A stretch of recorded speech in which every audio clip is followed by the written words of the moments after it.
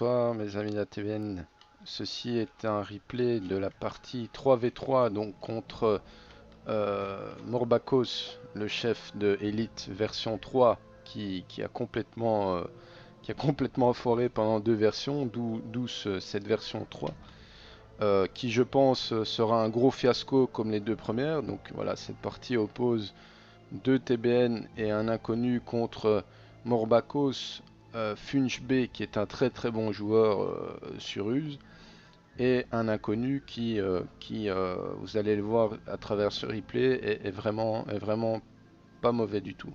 Seulement le déroulement de cette partie va vraiment être très vraiment à sens unique, dans le sens qu'il y aura un rush très bien exécuté par Carapa.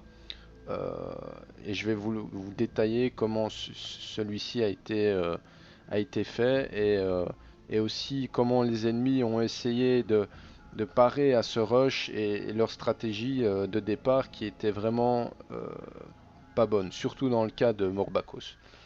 Donc voilà, je mets play. Donc qu'est-ce qui se passe? Voilà, donc on va tout d'abord commencer par l'ennemi.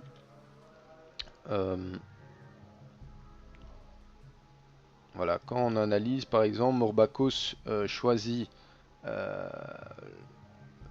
de commencer par deux casernes d'infanterie pour essayer de garder le contrôle de la ville, qui est surtout au milieu, un endroit très stratégique, car le fait de perdre le contrôle de la ville vous entre guillemets vous accule, donc ça là va être très difficile de pouvoir réagir, et vous prenez le risque de perdre votre QG, car il suffit que de l'infanterie s'infiltre dans les bois et ce sera très facile pour l'ennemi pour vous capturer.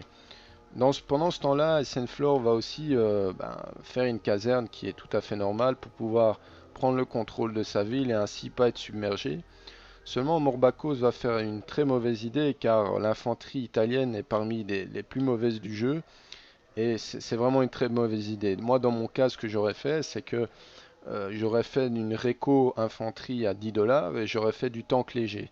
Et j'aurais laissé le contrôle de la ville uniquement dans la ville, pas sur les côtés, pour laisser place au recon. Donc je l'aurais attendu en char léger en dehors de la ville. Pendant ce temps-là, bon, notre allié ici va faire un classique deux aéroports et deux dépôts. Et le Funch B va essayer de prendre trois dépôts et va faire une base anti-char et une base infanterie. Pendant ce temps-là, Carapa va faire un rush très efficace sur cette map, car le rush infanterie bien exécuté en silence est vraiment redoutable, car la map est assez petite et vous allez le voir, cela va très bien marcher. Donc je mets play. Donc qu'est-ce qu'il fait Carapa? Il construit une caserne à côté de sa base. Pourquoi? Pour rechercher rapidement la recherche Rangers. Donc je mets sur play. Donc voilà, Morbakos fait aussi la même recherche en infanterie lourde, mais qui est très mauvaise des Italiens. Donc pour moi, c'est une très mauvaise stratégie qu'il adopte.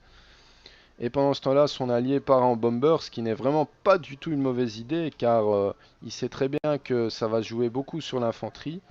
Donc il part en bomber, ce qui n'est vraiment pas du tout une mauvaise idée.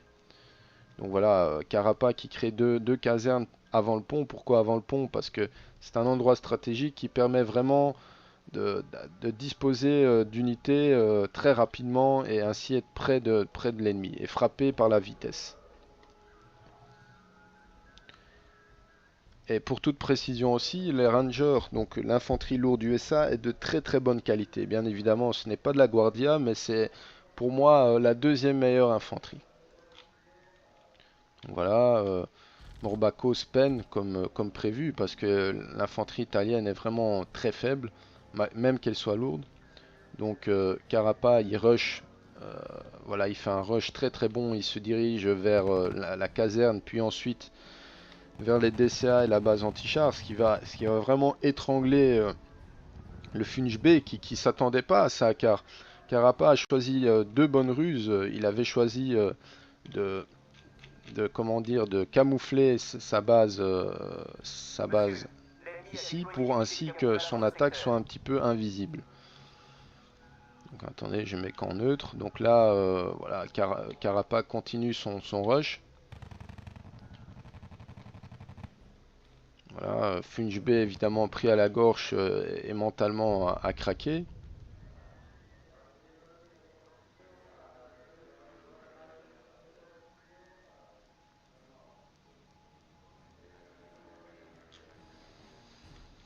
Voilà, pendant ce temps-là, Senflor harcèle un petit peu Morbacos. Voilà, Morbacos se sent un petit peu bloqué car il y a de l'infanterie et voilà, il ne sait pas trop quoi faire. Pendant ce temps-là, l'allié de Morbacos a une très bonne idée, c'est-à-dire d'utiliser du bomber pour freiner le rush de Carapace, mais vous allez voir que ce ne sera pas suffisant.